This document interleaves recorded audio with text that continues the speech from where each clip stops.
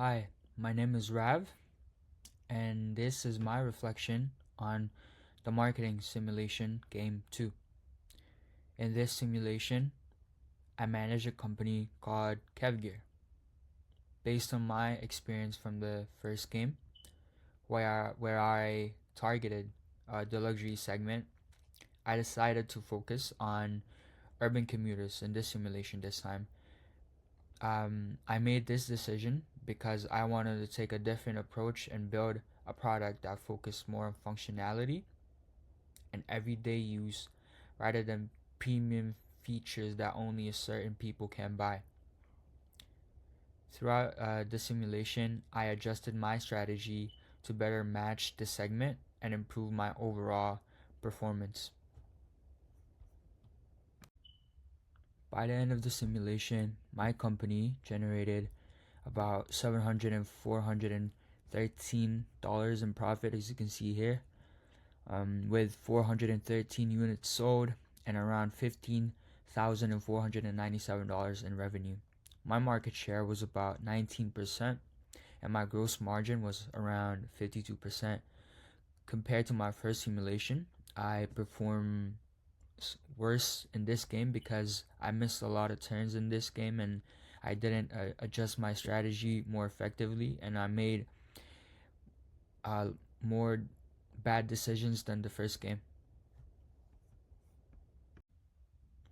My worst performance was at the beginning, especially because I missed turn 1 and turn 2 and turn 3, which put me behind competitors early on. My best performance was in the final turns, around turn 4, 5, and 6, where my sales increased and my strategy was more consistent.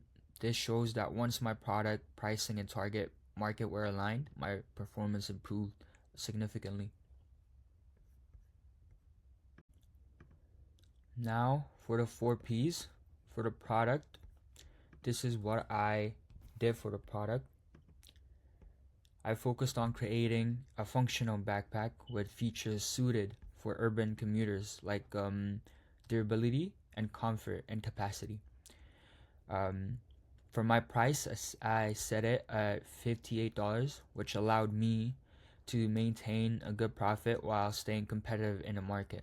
And for place, I distributed my backpack to a lot of channels, and I distributed it a university store, online discount retailer, department store, high-end retailer.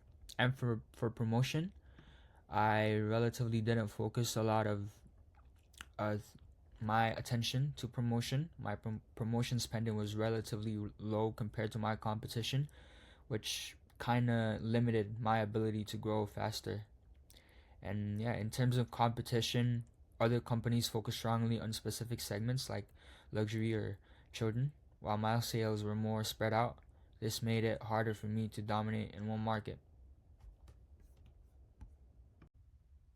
During the simulation, I mainly tracked metrics like profit, units sold, and market share to guide my decisions.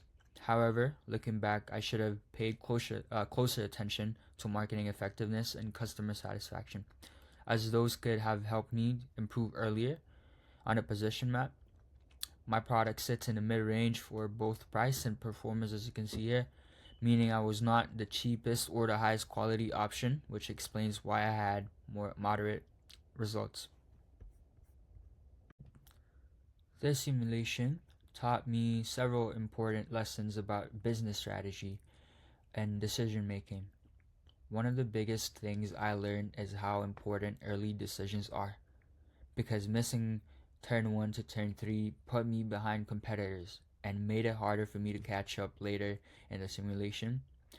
I also learned that clearly targeting one segment is very, very important. In my case, I focused on urban commuters, but my sales were spread out across multiple segments, which limited my ability to fully dominate in one market.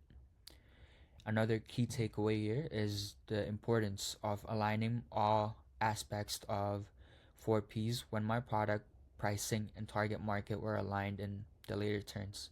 My performance improved significantly. However, I also realized that my promotion strategy was a weakness since I spent less on marketing compared to competitors, which limited my growth. Overall, this simulation showed me that success in business is not just about making one good decision, but making consistent, well aligned decisions over time based on data and performance. Thank you for watching.